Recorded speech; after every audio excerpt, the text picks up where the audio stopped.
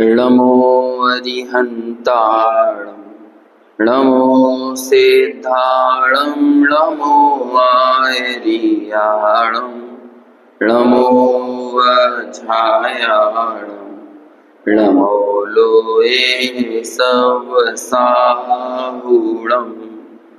मङ्गलं भगवान् वीरो मङ्गलं गौतमो गणि मङ्गलं कुन्दकुन्दाद्यो जैन धर्मोऽस्तु मङ्गलम् सर्वमङ्गलमाङ्गल्यं सर्वकल्याणकारकं प्रधानां सर्वधर्माणां जैनं जयतु शासनं जैनं जयतु शासनं वन्दितु सर्वसिद्धे धूमचलमणोमं गतिं पत्ते वोच्छामि समय पाहुड मृणमो सुध केवली वणिदं नमः समय साराय स्वानुभूत्या चकासते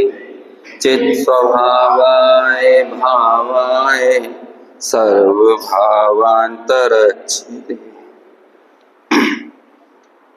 समयसार ग्रंथ की 132 से लेकर 136 तक की गाथाएं और इन गाथाओं के सामान्य भाव पर, इसके सामान्य अर्थ पर अपन चर्चा कर चुके हैं। द्रव्य बंध का हेतु क्या है, इसे आचार्य समझा रहे हैं। और जो पूर्व का प्रकरण चल रहा था, अज्ञानी के भाव अज्ञानमय हैं, ज्ञानी के भाव ज्ञानमय हैं, उसी श्रृंखला को आगे बढ़ाते हुए जो बंध के 4 हेतु कहे 109वें नंबर की गाथा में, वे कैसे अज्ञान भाव में गर्भित होते हैं, हो सकते हैं, यही स्पष्टीकरण इन गाथाओं में आया है। अपन पहले इन 5 गाथाओं को एक बार पाठ करेंगे प्राकृत से और हिंदी से, और उसके बाद फिर टीका और भावार्थ की जो महत्वपूर्ण चर्चा है उसे आगे बढ़ाएंगे।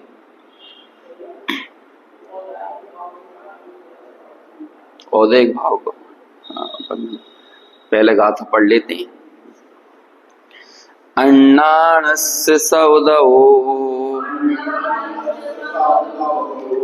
जाजीवाणम् अतच्च उवलद्धी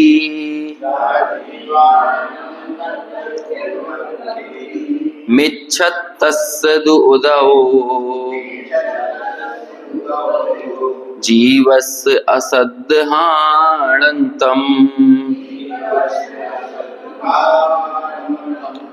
उदौ असंजमस्सदु जम जीवाणं हवेयि अविरमणम् जो दुकलुसोव ओगो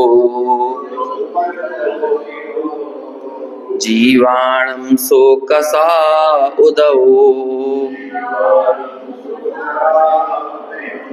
तम जान जोग उदयम् जो जीवाणं तु चिट्ठ उच्छाओ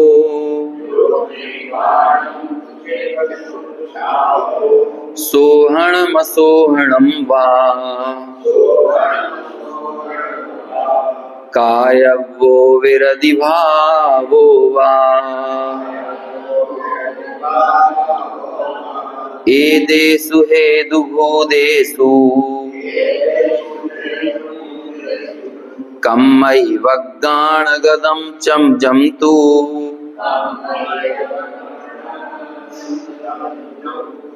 परिणमते अट्ठविहम् नानावर्णादिभावेहिम्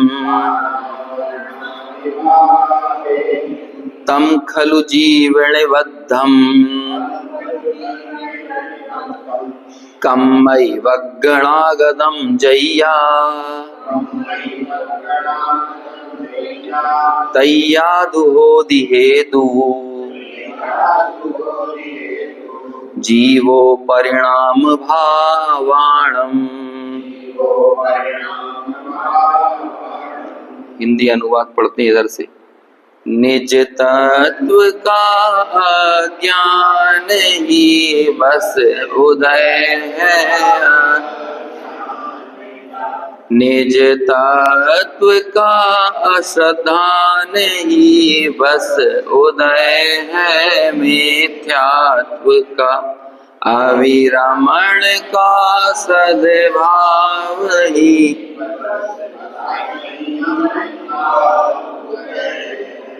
उपयोग की यह कलुषता ही कषायों का उदय है, शुभ अशुभ चेष्टा में तथा निवृत्ति में या प्रवृत्ति में जो चित्त का उत्साह है वह ही उदय है योग का, इनके निमित्त के योग से जड़ वर्गणाएं कर्म की परिणमित हो ज्ञानावरण आदि विविध कर्म की।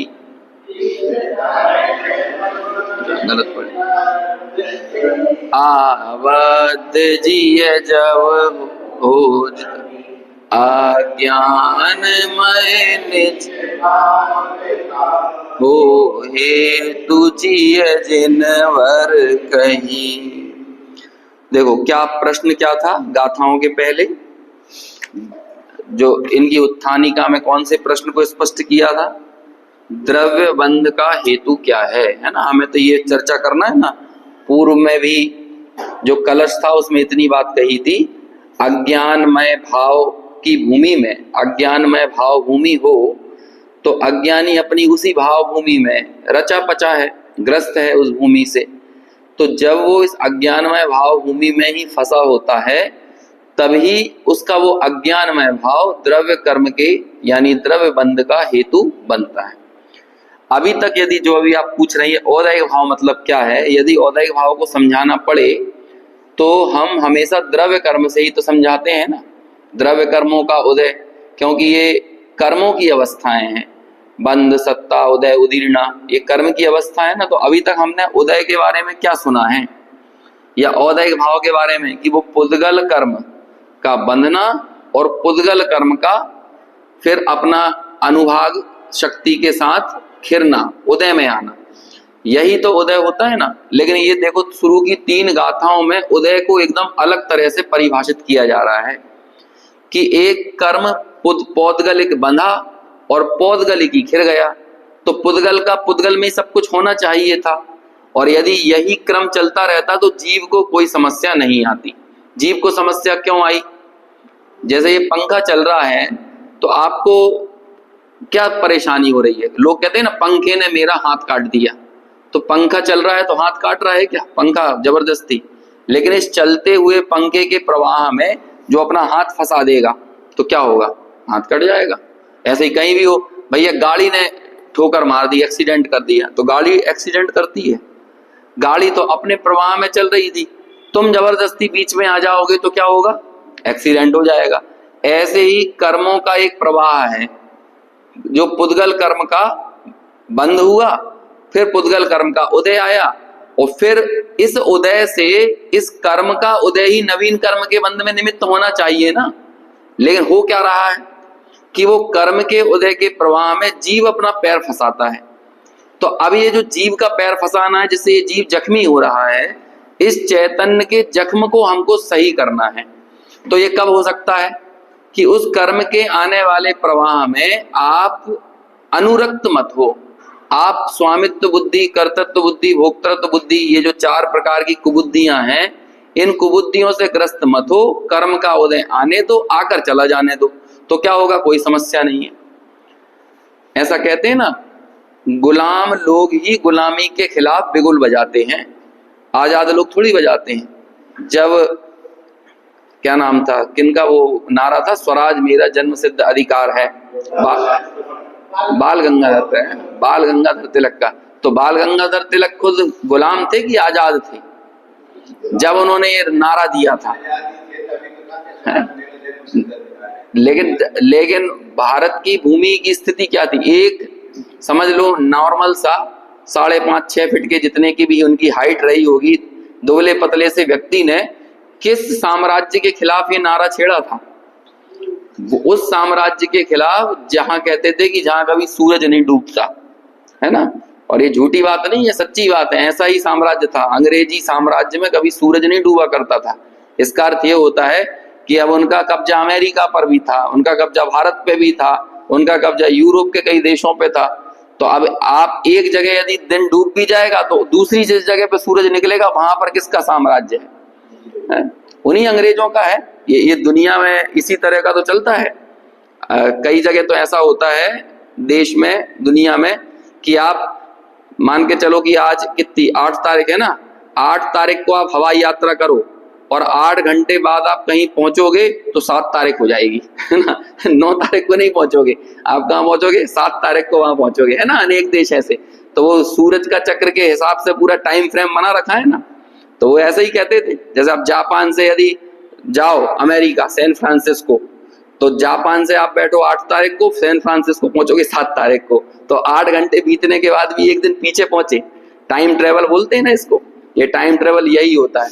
तो ऐसे उन्होंने, अंग्रेजों ने अपने साम्राज्य को इतना डेवलप किया कि पूरी दुनिया में उन्होंने हर महाद्वीप पर अपना कब्जा जमाया। अब इतने बड़े साम्राज्य के खिलाफ एक दुबला पतला, एक गुलाम राष्ट्र का, समझ लो एक अदना सा मामूली सा व्यक्ति बोलता है कि नहीं, स्वराज मेरा जन्मसिद्ध अधिकार है। तो ये किसने बोला? गुलाम ने बोला कि आजाद ने बोला? तो अज्ञान के खिलाफ बिगुल कौन बजाएगा? ज्ञानी की अज्ञानी? अज्ञानी बजाएगा अज्ञान के खिलाफ। लेकिन कौन बजाएगा? वो गुलाम कभी गुलामी के खिलाफ बिगुल नहीं बजा सकता जो गुलामी का मजा लूट रहा हो, जो गुलामी को अपना समझ लिया, जिसने अपनी गुलामी के लिए ये मान लिया कि हमें तो ऐसे ही रहना है, हम कभी छूट ही नहीं सकते। वो व्यक्ति कभी गुलामी के खिलाफ बिगुल बजाएगा? अत्याचार सहने वाले लोग यदि अपनी नियति मान लें अत्याचार को कि हमारा कुछ नहीं हो सकता भैया, हमें तो अपना पूरा जीवन ऐसे ही अत्याचारों में बिताना है, तो वो कभी अत्याचार के खिलाफ आवाज बुलंद करेंगे? लेकिन वो कहते हैं नहीं, ये मेरा स्वभाव नहीं है, ये मेरे लिए उचित नहीं है, ये मेरे लिए जीवनोपयोगी नहीं है। तो ऐसे लोग अत्याचार के खिलाफ आवाज उठाते हैं कि नहीं? ऐसे ही जब जब जिनवाणी स्वरूप का परिचय कराती है, हमें आत्मा का परिचय कराया द्रव्य से, क्षेत्र से, काल से, भाव से, कहते हैं तुम अपने आप को देखो, तुम कौन हो? तुम अनादि अनंत हो, तुम अक्षुण्ण हो, है ना। चैतन्य चिन्मात्र ज्योति तुम्हारा भाव है। तो ऐसे आप अपने को अनंत गुण के धनी हो। ये सारी चीजें द्रव्य क्षेत्र काल भाव से जानी, तो हमने कहा इसमें अज्ञान नाम की चीज को कहीं दिखती नहीं है, इसमें मिथ्यात्व तो कहीं दिखता नहीं है, अविरति तो कहीं दिखती नहीं है, लेकिन फिर भी ये चीजें मुझ में क्यों निरंतर बनी हुई हैं? तो फिर जब हम इसकी गहराई में उतर कर जाना चाहें तब हमें पता चलता है कि वास्तव में ये तो एक कर्म का उदय आता है। कर्म का उदय पुद्गल में है, और कर्म का उदय पुद्गल में आया, और उदय के बाद वो नवीन बंध में भी कर्म का उदय निमित्त होना चाहिए था ना, लेकिन होता ऐसा नहीं है। निमित्त कौन होता है? जीव का विकारी भाव। तो ये जीव नाम का पदार्थ कहां से आ गया इस कर्म के खेल में? तो कहते हैं ये जीव नाम का जो द्रव्य है, जीव नाम का जो पदार्थ है, इसने उस कर्म के आने वाले प्रवाह में ये कहा कि ये मैं करने वाला हूं, ये मेरा स्वरूप है। ऐसी एकत्व, ममत्व, कर्तृत्व और भोक्तृत्व बुद्धि से जब वो युक्त हुआ, तो कहते हैं यही अज्ञान भाव फिर नवीन कर्म को खींचता है। इसमें गुरुदेव श्री का एक अनुशीलन में दादा ने कोट किया है एक पॉइंट, उसे अपन पढ़ेंगे भी। उसमें गुरुदेव एक बहुत महत्वपूर्ण बात ये कहते हैं कि देखो, कर्म के उदय में आपको डिग्री टू डिग्री बेकार करना पड़े ये जरूरी नहीं है। जैसे कर्म का उदय आया, हम बोलते हैं ना भैया अब कर्म का उदय ही ऐसा आया तो बेकार तो होगा ही ना। तो कहते हैं यदि आपको ये लगने लगे कि जैसा कर्म का उदय है और आपको उससे वैसा का वैसा जुड़ना पड़े, तो फिर इस विश्व में मोक्ष का मार्ग ही खत्म हो जाएगा। कोई व्यक्ति मुक्ति की प्राप्ति नहीं कर सकता, कर्मों से नहीं छूट सकता। यदि मान के चलो 80 डिग्री कर्म का उदय है और आपका विकार भी 80 डिग्री का हो, ऐसा नहीं होगा। 100 डिग्री कर्म का उदय, अब अपन डिग्री में ही समझ सकते हैं ना, पॉइंट टू पॉइंट। यदि जितने पॉइंट टू पॉइंट कर्म का उदय है उतने ही पॉइंट टू पॉइंट आपको विकार करना पड़े तो हम तो कभी कर्म के उदय से रहित ही नहीं होंगे। असाधा वेदनीय का उदय आया, सर में बहुत भयंकर दर्द हुआ। अब वो दर्द को हम कैसे पॉइंट्स में डिफाइन करें, लेकिन मान के चलो कि किसी को 80-90 डिग्री का सर दर्द हुआ। अब वो 90 डिग्री की आकुलता करे ये कोई जरूरी नहीं है। किसी के पुत्र का वियोग हो गया, अब पुत्र के वियोग जिस भी व्यक्ति का होता है तो सभी के लिए बहुत निजी मामला होता है, बहुत गहराई से जुड़ने वाला, लेकिन हर व्यक्ति पुत्र के वियोग में उसी स्तर का विकार करे ये कोई जरूरी नहीं है। क्योंकि यदि सभी लोग वैसा ही विकार करने लग जाएं तो फिर वो लोग कर्म के उदय से रहित तो हम कभी होंगे नहीं। संसार में जब तक है कर्म का उदय होता रहेगा और कर्म के उदय में हम उतने ही पॉइंट यदि विकार करेंगे तो उस विकार से फिर नवीन कर्म बंद होगा, फिर नवीन कर्म बंद होगा। तो ऐसे द्रव्य कर्म से भाव कर्म, भाव कर्म से द्रव्य कर्म, इसकी संतति कभी खत्म होने वाली नहीं है। कर्णानुयोग के पास आप जाओगे तो वो आपके औदयिक भाव को इस कर्म के उदय से समझाएंगे, लेकिन आचार्य कह रहे हैं नहीं, ये कर्म का उदय नहीं है। यदि आप अज्ञान का उदय इसे कहोगे कि अज्ञान किसी क्षयोपशमिक भाव के कारण या औदय कर्मों के भाव के कारण आपको अज्ञान भाव हुआ है, तो ये तो पुद्गल की बात पुद्गल में गई। जीव का रिलेशन क्या है कि जीव वो कर्म के उदय में जितने प्रतिशत जुड़ा और उसके कारण उसने तत्व की अप्रतिपत्ति की। तत्व की अप्रतिपत्ति मतलब देखो, अनुवाद करते हुए दादा ने इसको और स्पष्ट कर दिया। जैसे कि गाथा में तो था जीवाणम अतच्च उपलब्धि, लेकिन अनुवाद में देखो क्या फर्क किया है। देखो पहली लाइन में दिया है जीवाणम, जीवाणम अतच्च उपलब्धि। जीवाणम शब्द का प्रयोग नहीं है, निज तत्व क्या है। क्योंकि जीव जीव हम कहते हैं तो लगता होता होगा कोई जीव, लेकिन यहां पे कौन सा शब्द लिया है, निज तत्व। तो हम अपने आप को भूल गए ना, बस ये अज्ञान है। आप इन गाथाओं का अर्थ समझ पा रहे हो, नहीं समझ पा रहे, ये कोई अज्ञान नहीं है। आप औदयिक भाव, औपसमिक, छायोपसमिक भाव का स्वरूप समझ पा रहे हो, नहीं समझ पा रहे हो, ये कोई अज्ञान नहीं है। जीव संसारी मुक्त कैसे होते हैं, जीव का 14 गुण स्थानों में क्या स्वरूप है, मारणा स्थान में क्या स्वरूप है, ये आप नहीं जान पा रहे हो, ये कोई अज्ञान भाव नहीं है। और हमें क्या लगता है भैया, हमारे तो कर्म का उदय ही ऐसा है, हम स्वाध्याय में बैठते तो हैं लेकिन समझ में कुछ नहीं आता, या हम आना तो बहुत चाहते हैं लेकिन जीवन में प्रतिकूलताएं बहुत रहती है, नहीं आ पाते। तो हमारा पूरा का पूरा शब्दों का प्रयोग देखो और अंदर की मान्यता देखो, किस पर हमारा सारा का सारा बल है, कर्म के उदय पर है ना। और वो कहते हैं सुनो, ये कोई कर्म का वर्म का उदय नहीं है, और इस कर्म के उदय से तुम्हारा कोई अज्ञान वज्ञान का संबंध भी नहीं है। तो किससे अज्ञान का संबंध, तुम अपने आप को नहीं जान रहे। ये तुम्हारा सबसे प्राथमिक दायित्व था कि सबसे पहले कौन किसको जाने। हमें अपनी आइडेंटिटी पता होना चाहिए ना। ये वीजा इंटरव्यू वगैरह होते हैं यूएस में, ये मालूम क्या करते हैं, अब इंटरव्यू है, लोग अरे इंटरव्यू है, पता नहीं क्या क्या पूछेंगे। कुछ नहीं पूछते, क्या पूछते हैं, आपसे ही कहेंगे आप अपनी जानकारी दो, और बस आप अपनी जानकारी एक फॉर्म में भर के दे देते हो, और बस उसी फॉर्म से पूछते हैं जो तुमने भरा हुआ है। अब उन्हें ये चीज तो एक प्राथमिक दायित्व है ना कि आप अपने नाम, अपने पिता का नाम, अपनी नौकरी कहाँ कर रहे हो, यदि तुम्हें यही नहीं पता है, तुम अपने संबंध में इतने अतत्व बोध से ग्रसित हो, तुम्हें अपना ही तत्व बोध नहीं है, तो तुम्हें हम क्या अपने देश में घुसना पड़ा। तुम्हारा व्यक्तित्व बिल्कुल संदेहास्पद है। ऐसे संदेहास्पद, शंकास्पद व्यक्तित्व को हम हमारे देश में कैसे घुसने दे सकते हैं, जो फॉर्म में भरता तो कुछ और है और बताता कुछ और है। ये पूर्व पर विरोध नहीं हो गया, और पूर्व पर विरोध ही अप्रमाणिक होने का सबसे बड़ा लक्षण है। तो आपसे भरवाएंगे और आपसे कहेंगे आपने अपने बारे में जो जानकारी दी आप उसके बारे में बताओ। तो लोक में भी माना जाता है हमें हमारा स्वरूप तो पता होना ही चाहिए। यदि तुम्हें अब ऐसे हमें मोक्ष का वीजा कटवाना है, और कौन जा रहा है, बोल तो रहा है मोक्ष जाना है, मोक्ष फल प्राप्त है, फलम निरुपामीति स्वाहा, रोज बोल रहा है। हाँ भाई, तुझे मोक्ष जाना है ना, अब आ वीजा कटवाने के लिए तेरी आइडेंटिटी पता होगी तो तुझे मोक्ष का वीजा मिल जाएगा। तुझे दुनिया भर की चीजें की जानकारी हो नहीं हो, हमें इससे कोई लेना देना नहीं है कि नरक कितने हैं, स्वर्ग कितने हैं, जम्बू द्वीप की लंबाई चौड़ाई गहराई मोटाई कितनी है, महामत्स्य कितना योजन का, इससे क्या लेना देना है। तेरी आइडेंटिटी के लिए तुझे तेरा परिचय होना चाहिए। तो ये अज्ञान भाव है। तुम्हें तुम्हारा परिचय नहीं मालूम, तुम्हें दूसरी चीजें नहीं पता, इस बात में कोई अज्ञान भाव का संबंध नहीं है। तो किससे जोड़ा यहाँ पे अज्ञान भाव? निज तत्व का अज्ञान ही, ये ही काय का उदय है, उदय है अज्ञान का। अब आप इसे ज्ञानावरणी कर्म में मत ढूंढो। और ऐसे ही निज तत्व का अश्रद्धा नहीं, तुम्हें किसको अपना मानना चाहिए? सरल उत्तर बताओ क्या है? अपने को अपना मानना चाहिए। और क्या होगा? सबसे सरल उत्तर यही है ना। हमें रॉकेट साइंस ढूंढने की आदत हो गई है हर जगह, लेकिन ये समय सार कह रहे हैं कि सबसे सरल चीज की स्वीकृति करो। किसका मैं किसे मानूं? कि मैं को मैं मानो, और क्या हो सकता है। लेकिन जो मैं को ही मैं ना माने, और दुनिया जो और ये बात फैक्ट है, जो मैं को मैं नहीं मानता वो पूरी दुनिया को मैं मानता है।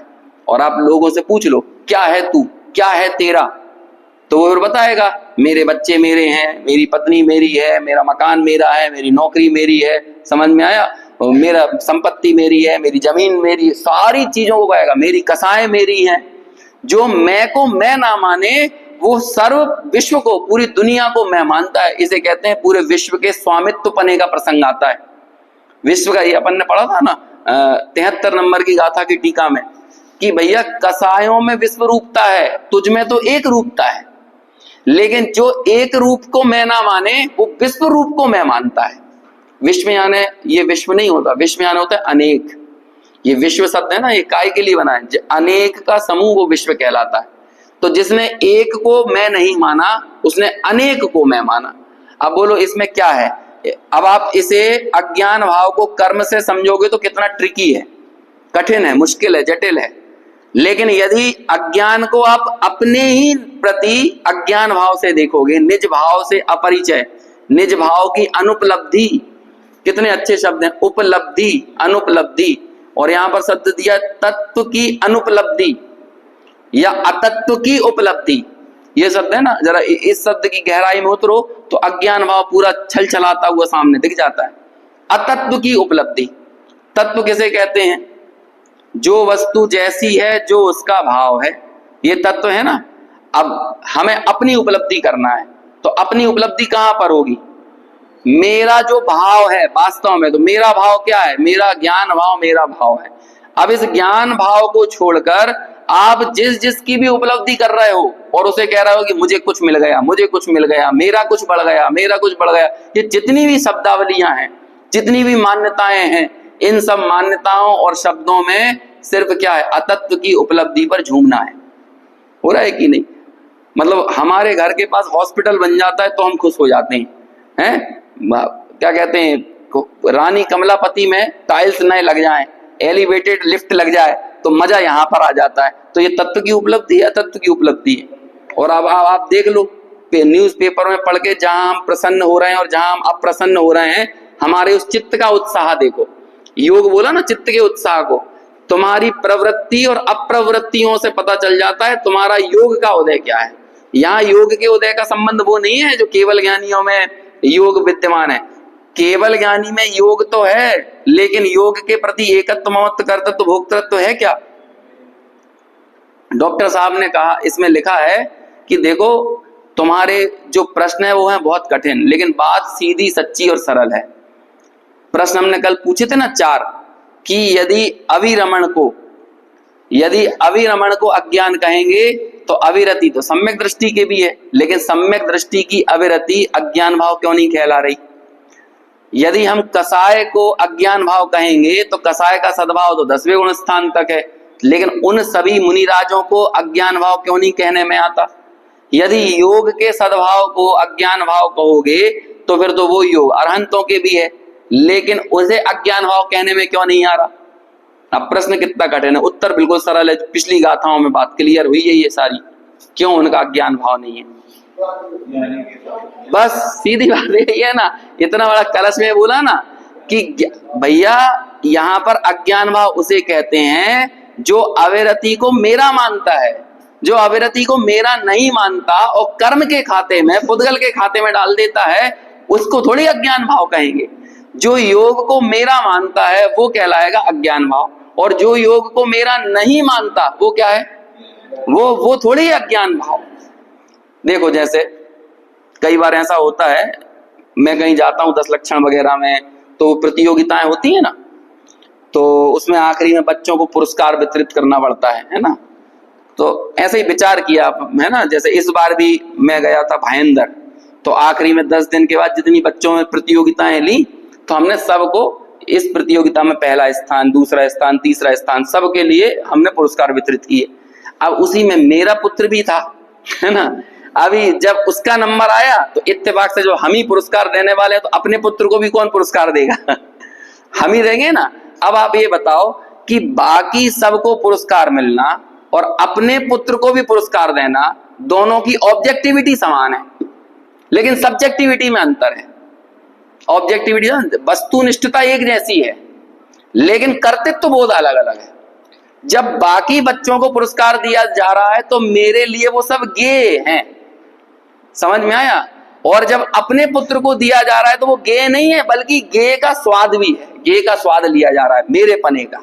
ये समझ में आ रहा है। ये ऐसे ही अविरति ज्ञानियों के लिए तो गेय है, लेकिन मिथ्या दृष्टि के लिए क्या है, वो उस अविरति का स्वाद भी लेता है। समझ में आया। ये देखो अभी जयचंद जी छावड़ा के भावार्थ में ये शब्द आया है, निकालिए। अब हम टीका पढ़ते हैं, लेकिन पहले भावार्थ पढ़ लें, है ना। हाँ, ये पेज नंबर 211 पर नीचे बहुत अच्छा, बहुत अच्छे शब्दों से इस बात को और स्पष्ट किया है। अज्ञान भाव के भेद रूप मिथ्यात्व, अविरति, कषाय और योग के उदय पुद्गल के परिणाम है। देखो अभी अगली लाइन में सब बात स्पष्ट है। और उनका स्वाद, ये क्या होता है, ये स्वाद और उनका स्वाद अतत्व श्रद्धानी रूप से ज्ञान में आता है। ये क्या है, स्वाद ज्ञान में आता है। पहले में क्या है, वो पुद्गल का परिणाम है, लेकिन ये स्वाद ले लिया, ये क्या है, अब ये गेय नहीं रह गए, बल्कि मग्नता बन गए हैं। जो रसोईया होते हैं, महाराज खाना बनाते हैं ना, तो ये खाना बना लेने के बाद पूरा बन गया, जो भी है सेव चूड़ा जो भी बना रहे हैं, कचौड़ी समोसा, तो ये क्या करेंगे, पूरी चीजें दाल सब्जी पनीर पहले सबको एक थाली में निकालेंगे, जो सबके लिए बफे सिस्टम में परोसना है। तो अब ये बना लेने के बाद फिर सबको देखते हैं, हाँ भाई पनीर ठीक बना, दाल अच्छी बनी, सब्जी अच्छी बनी, नमकीन अच्छी बनी, सब टेस्ट ले लिया एक बार, और फिर उसका हाँ सब ओके है, और फिर सब में सप्लाई कर दी। और फिर जब खाना निपट जाता है, फिर शांति से फ्री होकर फिर खाते हैं। अब आप देखो पहली बार में अंतर क्या था और दूसरी बार में मगन होकर खाने में क्या अंतर है। पहली बार में उनके लिए ज्ञान का गेय था, स्वाद नहीं था स्वाद मतलब आनंद वाला स्वाद, मग्नता वाला स्वाद। पहली बार तो जानने के लिए खा रहे थे, नमक ठीक है कि नहीं, शक्कर डल दी हो कहीं तो शक्कर ठीक है कि नहीं, समझ में आया, मसाले सही डले हैं कि नहीं। तो पहले तो वो गेय था, उन्होंने पहली बार में खाया तो ऐसे नहीं आंख बंद करके मगन हो रहे हो, नहीं, पहली बार में देखेंगे आराम से ठीक आ रहा है, नमक का स्वाद, मसाले सही डले हैं कि नहीं, शक्कर सही है कि नहीं। तो पहली बार में क्या कर रहे हैं, ज्ञान का गेय। और दूसरी बार में तो रस लेके खाएंगे, खीर बनी होगी तो खीर, अरे वाह एकदम आनंद से एकदम निश्चिंत हो गए। ये फर्क है। ऐसे ही ज्ञानी के पहली बार में इन द सेंस ज्ञानी के जीवन में जो कर्म का उदय चल रहा है वो तो सिर्फ ज्ञान में झलकने वाला विषय है बस, लेकिन उसमें आनंद बुद्धि नहीं है, उसमें ममत्व बुद्धि नहीं है, उसमें एकत्व बुद्धि नहीं है, उसमें कर्तृत्व बुद्धि नहीं है। लेकिन अज्ञानी के बिल्कुल उल्टा हो जाता है।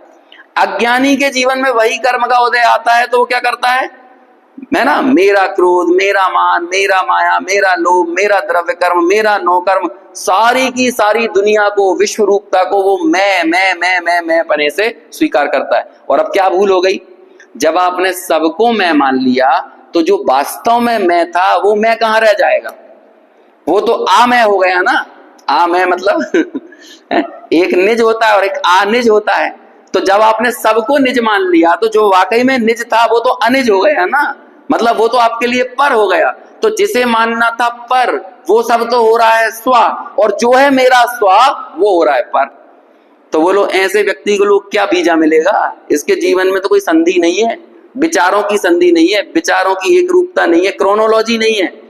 और जब विचारों की क्रोनोलॉजी नहीं है तो शब्दों की, वाक्यों की क्रोनोलॉजी नहीं। वो अभिप्राय का अवलंबन लेके परिणाम बाहर आते हैं और परिणामों का अवलंबन लेकर क्रिया निकलती है। आप जोर जबरदस्ती से क्रिया कितनी देर तक सही करने की कोशिश करोगे। पहली बार कोई नए व्यक्ति के सामने आप पूजा करोगे तो बहुत अलर्ट अटेंटिव रहोगे। अब रोज यदि उसी व्यक्ति के सामने आपको पूजा करना पड़े ना तो फिर आप भी मगन होकर करने लगोगे। अब क्या रोज रोज कौन इतना ध्यान से पूजा करेगा, ये तो रोज का ही काम है। तो फिर ये किस हिसाब से हमारी प्रवृत्ति होने लगी।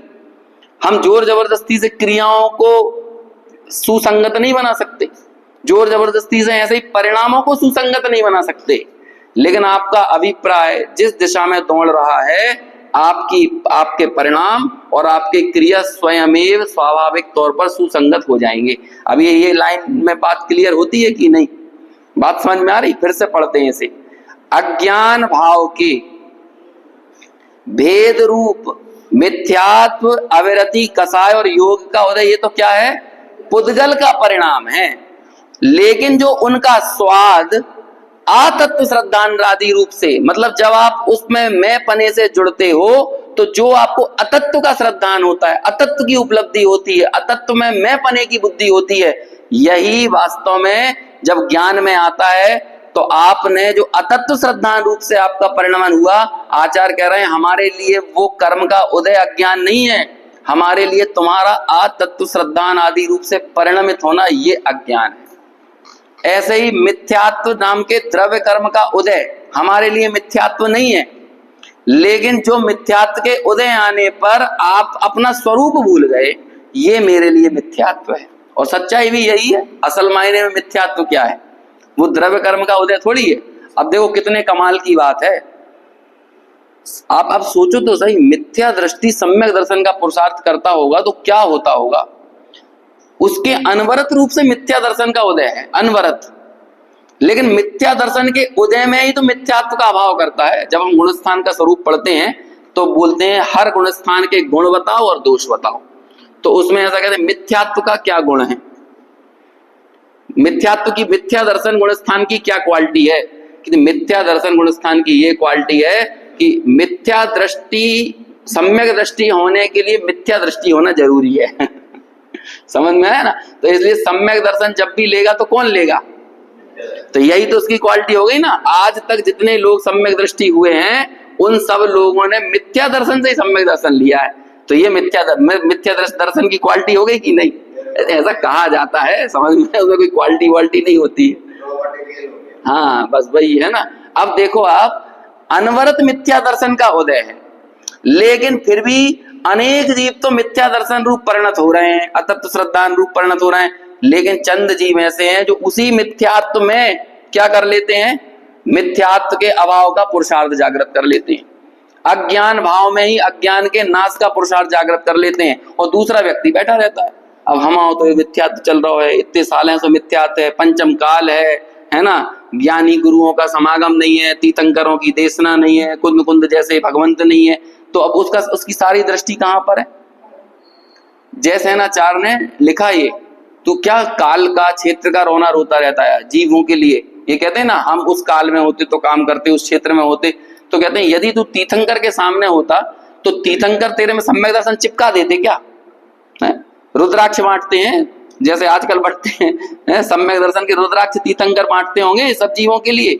या हमने पढ़ लिया, ये नैमित्तिक कथन पढ़कर हमारा दिमाग घूम जाता है कि तीर्थंकर के पादमूल में छायक सम्यक दर्शन होता है, तो छायक सम्यक दर्शन तीर्थंकर ने करवा दिया क्या?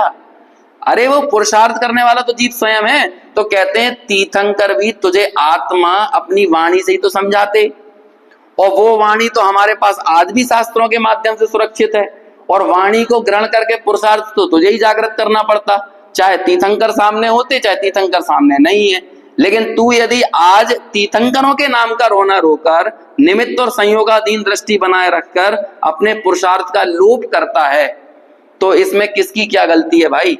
इसमें कोई थोड़ी कुछ कर सकता है। ये तो हमें खुद सोचना पड़ेगा कि कर्म के आने वाले उदय में हमें कितना जुड़ाव करना है, कितना जुड़ाव नहीं करना है।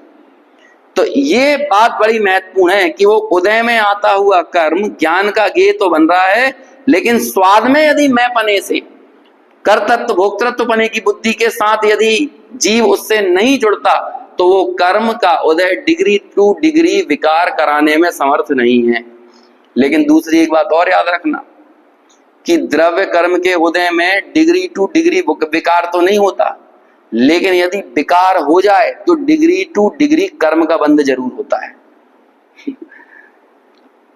शब्द वाक्य समझ में आया कि नहीं? द्रव्य कर्म के उदय में आपके लिए डिग्री टू डिग्री विकार करना जरूरी नहीं है, लेकिन जितना विकार करोगे उस विकार के कारण कर्म का बंध डिग्री टू डिग्री होगा। टोडरमल जी ने कहा एक समय अपने परिणाम बिगड़ने का भय रखना। ये काय को देखकर कहा कि ये मत समझ लेना कि तुम जैन हो, अजैन हो, हिंदुस्तानी हो, पाकिस्तानी हो, स्वाध्याय करने वाले हो, स्वाध्याय करने वाले नहीं हो, गुरुदेव को सुनने वाले हो, गुरुदेव को सुनने वाले नहीं हो, शास्त्र पढ़ने वाले हो, शास्त्र नहीं पढ़ने वाले हो, तीर्थंकर हो, चक्रवर्ती हो, कोई भी हो, लेकिन एक बात याद रखना, जिस जाति का परिणाम हुआ ना उस जाति का डिग्री टू डिग्री कर्म का बंध होगा। कैसी गजब की व्यवस्था है कि द्रव्य कर्म जीव को पराधीन नहीं बना रहे, लेकिन द्रव्य कर्म की व्यवस्था एआई के जैसी है ना, बिल्कुल पौध गले की एकदम इतनी स्वतंत्र बढ़िया व्यवस्था है कि यदि तुम्हारे चित्त में विकार नहीं है तो वो बंद काय को कराएंगे। चारों तरफ कर्म वर्गणाएं फैली रहे, लेकिन तुम्हारे विकार नहीं है तो वो क्यों जबरदस्ती कर्म का बंद कराएंगे? तब जाके लिखा ना, कर्म बेचारे कौन भूल तेरी अधिकाई। तो हम बोलते हैं ये जो लोग रोते हैं कि क्या करें, कर्म को उदय ऐसा चल रहा है, कर्म के उदय में हमारे साथ ऐसा हो गया, तो ये कर्म के उदय जबरदस्ती आए हैं। कौन ने किया ये तुम्हारे डिग्री टू डिग्री विकार का फल है, डिग्री टू डिग्री कर्म का उदय। तो क्या कर्म के उदय बेचारे निर्जीव को दोष दे रहे हो, जिसमें कोई जान नहीं, चेतना नहीं, कुछ नहीं, वो को कभी भ्रष्टाचारी नहीं होता कर्म। क्या क्या भ्रष्टाचार करेगा पुद्गल? यदि उनमें चेतना होती, अज्ञान भाव होता वास्तव में, जैसा अज्ञानमय विकारी परिणमन जीव का होता है, ऐसा अज्ञानमय विकारी परिणमन उनका थोड़ी होता है। वो तो स्वयं पौधगले कर्म कार्माण वर्गणा रूप से स्वयमेव जीव के परिणामों का निमित्त पाकर वैसे परिणमित होते हैं। कर्म के उदय के तुम परिणाम मत करो तो वो परिणमित नहीं होंगे। तो कितनी अच्छी व्यवस्था है कि जीव की कितनी बड़ी स्वतंत्रता की उद्घोषणा है कि तुम अपनी सृष्टि के निर्माता स्वयं हो। इसमें कोई नहीं, हमें ये जो भी हमें अपने संयोगों को, अपने अज्ञान भाव को, अपनी प्रतिकूलताओं को दोष देने की आदत है। कई बार तो अपने को सुसंगत मार्ग पर जोड़ने के लिए लोग कर्मों का सहारा लेकर आगे बढ़ते रहते हैं। कर्म दुकान यदि टाइम पर नहीं खोलना हो या खोलना हो, कुछ भी करना हो, तब आदमी कभी कर्म के उदय को दोष नहीं देता, तब तो अपने पुरुषार्थ को प्रबल करेगा। अब भैया दुकान नहीं खोलेंगे थोड़ी कमाई हो जाएगी, दुकान तो खोलना पड़ेगी ना। लेकिन जहां कहो कि भाई मंदिर क्यों नहीं आए, स्वाध्याय क्यों नहीं किया, है ना, तब तुरंत कौन को सहारा बनाया जाएगा? तब कर्म के उदय को, तब अपने पुरुषार्थ को प्रबल नहीं करेगा, तब किसको प्रबल किया जाएगा? कर्म के उदय को। तो जब जिसकी इतनी निमित्ताधीन संयोगाधीन दृष्टि पड़ी हुई हो, उससे हम क्या अपेक्षा करें कि ये अपने निज तत्व की पहचान कर पाए, अपनी स्वतंत्रता की स्वीकृति कर पाए? तो काम थोड़ा मुश्किल इसलिए बन जाता है ना। देखो जल्दी अपन पढ़ते हैं, नहीं तो रह जाएगा विषय। अब देखो आगे अगला पैर, अगली लाइन, वे उदय, कौन से उदय? ये जो द्रव्य कर्म के उदय है ना, पुद्गल परिणाम। जब जब पुद्गल परिणाम कहा जा रहा है तब हमें समझ लेना चाहिए द्रव्य कर्म, और जब जब भाव कर्म कहा जा रहा है ना, तब तब कौन सी चीज है? भाव बंध कहा जा रहा है, तब तब जीव की अपनी अशुद्ध उपादानगत योग्यता, जीव की अपनी वैभाविक शक्तियां, वैभाविक परिणमन। वे उदय निमित्त भूत होने पर कार्माण वर्गणा रूप नवीन पुद्गल स्वयमेव ज्ञानावरणादि कर्म रूप परिणमित होते हैं। अब ये देखो, ये पहले जो उदय लिया है ना, इस उदय में कौन से उदय को लिया है? जो गाथा में उदय की बात कही है कि जो तुम्हारे अज्ञान का उदय है, यानी जो तुम्हारे अतत्व श्रद्धान है, इस अतत्व श्रद्धान का निमित्त पाकर पुद्गल वर्गणाएं स्वयं कर्म रूप परिणमित होंगी। यदि हमने अतत्व श्रद्धान रूप परिणमित नहीं हुए होते तो क्या होता? तब कर्म का बंध होता। मिथ्यात्व कर्म का उदय आया, मिथ्यात्व कर्म का उदय मतलब द्रव्य मिथ्यात्व का, द्रव्य मिथ्यात्व का उदय आया। आपने उस द्रव्य मिथ्यात्व के उदय में एकत्व ममत्व कर्तृत्व भोक्तृत्व नहीं किया, यानी उदय में आते हुए मिथ्यात्व के ज्ञाता रहे। अब ये बात चूंकि अनभ्यस्त हम इतने ज्यादा हैं कि हमें समझ में नहीं आता कि इसे कैसे समझें, लेकिन आपको ये 9 कर्मों में देखना पड़ेगा अपने जीवन की अनुकूलताएं प्रतिकूलताओं में देखो, जहां जहां हमारी इष्ट और अनिष्ट बुद्धि हो रही है। अब वो कहते हैं ना, इन सब चीज की एक्सरसाइज करना पड़ेगा। भले आप कागज पेन लेके लिखो नहीं लिखो, लेकिन जहां जहां भी अनुकूलता में अहंकार का प्रसंग बनता है, प्रतिकूलताओं में खेद का, क्षोभ का, गुस्से का, इनका प्रसंग बनता है, जरा विचार करो। ये उदय में आता हुआ क्रोध, उदय में आता हुआ मान, उदय में आता हुआ माया, उदय में आता हुआ लोभ, ये द्रव्य कर्म की बात कर रहा हूं कि वो आप अलग महसूस कर पाओगे कि क्रोध भाव अलग चल रहा है और ज्ञान भाव अलग चल रहा है, क्योंकि हर व्यक्ति को सूचना मिल रही है अभी मुझसे बात मत करना, अभी मुझे गुस्सा आ रहा है। तो ये गुस्से ने सूचना दी क्या आपको कि आपको गुस्सा आ रहा है? बोलते गुस्सा तो अंधा होता है, मान को क्या कहते हैं, बहरा होता है ना, मायाचारी नकती होती है, और लोभ क्या, गूंगा? अच्छा, मायाचारी गूंगी होती है और लोभ नकटा होता है ना, ऐसा बोलते हैं कि नहीं? तो उसमें अंधा कौन होता है? क्रोध। तो वो अंधा क्रोध अपने को कैसे देख पाएगा? तो उस क्रोध को देखने वाला कोई तो होना चाहिए कि नहीं? तो कौन देख रहा है क्रोध को? ज्ञान। लेकिन समस्या ये हो रही है कि ज्ञान में झलकता हुआ क्रोध मेरा स्वरूप है, ऐसा अज्ञानी मानता है, जबकि ज्ञानी के ज्ञान में झलकते हुए क्रोध को ये मेरा स्वरूप नहीं है, ये पुद्गल का परिणाम है। इस बात की सनद बनी रहती है, इस बात की जागरूकता रहती है, और इस जागरूकता का नाम ज्ञान भाव है, और इस विस्मृति का नाम अज्ञान भाव है ना। तो अब देखो, उदय निमित्त भूत होने पर कार्माण वर्गणारूप नवीन पुद्गल स्वयमेव ज्ञानावरणादि कर्म रूप परिणमते हैं। डिग्री टू डिग्री विकार, डिग्री टू डिग्री कर्म बंध। समझ में आया ना? तो इसमें कोई भी कोताही नहीं बरती जाएगी। आप ये सोचो कि 100 डिग्री का विकार करो और 75 डिग्री ले देकर रफा दफा कर कर्म बंध कम कर दो, तो हो सकता है? नहीं हो सकता। पारसनाथ को भी दीक्षा लेने के बाद पत्थर झेलने पड़े तो झेलने पड़े ही थे। समझ में है कि वो भी कुछ नहीं कर सकते थे, बना रहे तीर्थंकर प्रकृति का उदय है। ज्ञानियों को भी कर्म का उदय नहीं छोड़ता है। देखो, ये गाथा ऐसी है, यदि ये गाथा ना लिखी होती, इस पे ऐसा विवेचन नहीं होता, तो बहुत सारी बातें हम समझा ही नहीं सकते थे, कह ही नहीं सकते थे। मतलब समझ रहे हो, लोगों के गले उतारना मुश्किल थी ये बातें कि कर्म वर्म कुछ नहीं करते हैं। ये बात हम ये आचार्य कुंद की तर्क युक्ति, अमृतचंद्र की तर्क युक्ति के आधार पर कह पा रहे हैं, और बल्कि उल्टा हम लोगों के कर्तव्य का निषेध करने के लिए जाए ना, तो हमें उल्टे जूते पड़ जाए। यदि समय सार का हमारे पास बैकग्राउंड ना हो, यदि हम लोगों से जाके कहें कि तुम ये भगवान के सामने भक्ति उपासना कर रहे हो, इनसे कुछ नहीं मिलने वाला, यदि हमारे पीछे कुंद ना हो तो हम कह पाएंगे क्या? अरे कुंद पीछे हो तब भी कह देंगे, तब भी जूते पड़ जाएंगे। क्योंकि यदि आपके ऊपर उपसर्ग ना हो, इसके लिए आपको पुण्य का उदय होना बहुत जरूरी है। और ऐसी इस जाति का पुण्य का उदय तो तीर्थंकरों का नहीं रहा, महापुरुषों का नहीं रहा, तो हम और आप क्या अपेक्षा कर सकते हैं? समझ में आए ना? तो इसलिए ये बहुत विलक्षण बात है। जन सामान्य को तो इसकी स्वीकृति सबको हो जाए, इस बात की तो अपेक्षा छोड़ दो, लेकिन हमें स्वयं व्यक्तिगत रूप से ये बात समझ में आ जाए और हम स्वयं उदय में जुड़ना बंद कर दें, उदय को उदय में रहने दें, और अपने निज भाव को, ज्ञान भाव को ज्ञान रूप से जानकर उसमें ही एकत्व ममत्व स्थापित करें। यदि हम ऐसा कर लिए तो यही हमारे लिए समझ लो गंगा नहा लेने जैसा है। देखो आगे, और फिर जीव के साथ बंधते हैं। समझ में आया? और उस समय जीव भी स्वयमेव अपने अज्ञान भाव से अतत्व श्रद्धानादि भाव रूप परिणमता है। देखो, दोनों की सेपरेट स्वतंत्रता। जीव का अतत्व श्रद्धानादि रूप परिणमना ये स्वतंत्र, और पुद्गल का कार्माण वर्गणा रूप परिणमित होना ये स्वतंत्र। इस गलत फहमी में मत रहना कि पुद्गल कार्माण वर्गणा रूप परिणमित हुआ है तो उस कार्माण वर्गणा के अनुसार तुम्हें पॉइंट टू पॉइंट विकार करना पड़ेगा। तुम्हारा विकार करना या नहीं करना, इसकी स्वतंत्रता तुम्हारे पास ही है। अब उस कर्म के उदय में जुड़ो, विकार करो, ये तुम्हारे ऊपर निर्भर करता है। उस कर्म के उदय में मत जुड़ो और विकार नहीं करो, ये भी तुम्हारे ऊपर निर्भर करता है। अपने उपादान पर जोर आना चाहिए। ये उपादान की कितनी अद्भुत उत्कट उद्घोषणा है। हाँ, तो कर्म में ही हो रहा है ना। तुम्हारा क्या कर रहे हैं? नहीं, डिग्री टू डिग्री में समझो कि कर्म के उदय में, कर्म बंधे हुए कर्म में और उदय में आने वाले कर्म में तुम्हें विकार डिग्री टू डिग्री करना पड़ जाता। यदि डिग्री टू डिग्री विकार करते तो फिर ये क्या कहलाता?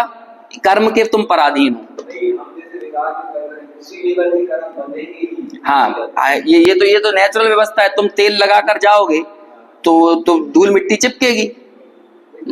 लेकिन हाँ, स्वतंत्र रूप से आपने जैसा परिणाम किया है और उस परिणाम के फल में, निमित्त में, उस परिणाम के निमित्त से जिस जाति के जैसे कर्म जिस स्थिति अनुभाग के साथ बंधना है वो वैसे बंधेंगे, क्योंकि कर्मों का ऐसा ही परस्पर निमित्त नैमित्तिक संबंध है। समझ में आया? लेकिन आप कर्मों को ना देखकर आप अपने स्वतंत्र चैतन्य परिणाम पर यदि दृष्टि करो, देखो उदय में आता हुआ कर्म का उदय, दो धाराएं साथ में बह रही हैं अज्ञानी के जीवन में, कर्म धारा भी और ज्ञान धारा भी। अब दृष्टि का खेल है ये कि बहती हुई कर्म धारा और बहती हुई ज्ञान धारा के बीच में दृष्टि किसमें जाकर एकत्व स्थापित कर रही है। बहने वाली तो दोनों ही चीजें हैं, दो बच्चे साथ में खेल रहे हैं। अब ये तुम्हें तय करना पड़ेगा कि मेरा बच्चा कौन सा है, दूसरा कौन सा। खेल तो दोनों साथ में रहे, दोनों साथ। अरे वो क्या होता है, जंपिंग जैक होता है कि नहीं? अब उस जंपिंग जैक पे 25 बच्चे एक साथ हो सकते हैं, मेले एले में जाओ तो अभी वो वीडियो बनता है तो आखिरी में देख लो आपके बच्चे का वीडियो बनेगा, 25 का नहीं बनेगा। ये काय का खेल है? आप उन 25-50 बच्चों में से आप अपनी दृष्टि नहीं हटाते हो, आपका पूरा कैमरा किस बच्चे पर फोकस्ड रहता है। ऐसे ही बहती हुई कर्म धारा में और बहती हुई ज्ञान धारा में ज्ञानी की दृष्टि सतत रूप से अपनी ज्ञान धारा के ऊपर रहती है, निज भाव पर दृष्टि है। और निज भाव की विस्मृति का नाम अज्ञान भाव है, निज भाव की अश्रद्धा का नाम मिथ्यात्व है, मिथ्यात्व का उदय है।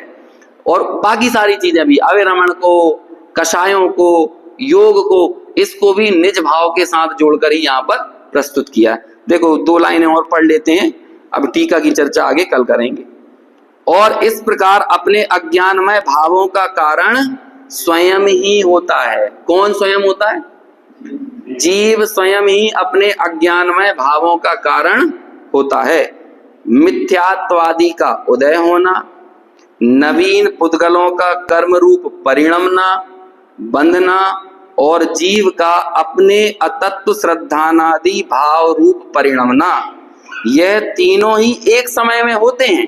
हो तो साथ में रहे एक समय में, लेकिन सब स्वतंत्रतया अपने आप ही परिणमते हैं। कोई किसी दूसरे को परिणमाता हो ऐसा नहीं है। कौन कौन सी चीजें ली?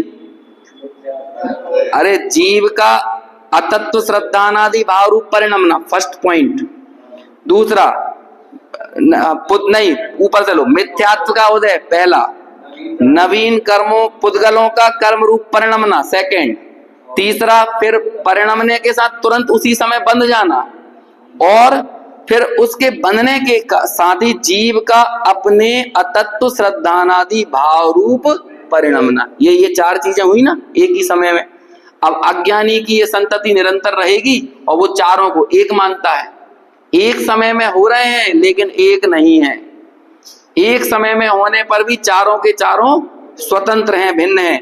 यदि आप सब स्वतंत्रता अपने आप ही परिणमते हैं, कोई किसी का परिणमन नहीं कराता। ऐसे परिणमन की भिन्नता और स्वतंत्रता को स्वीकार करके इस एक समय में होने वाले कार्य में तुम कौन हो, तुम काय के करता हो, जिसे इस बात की खबर है वो ज्ञानी है, और ऐसे ज्ञानी के सब भाव ज्ञानमय है, और जिसे इस बात की खबर नहीं है वो अज्ञानी है, उस अज्ञानी के सब भाव अज्ञानमय है।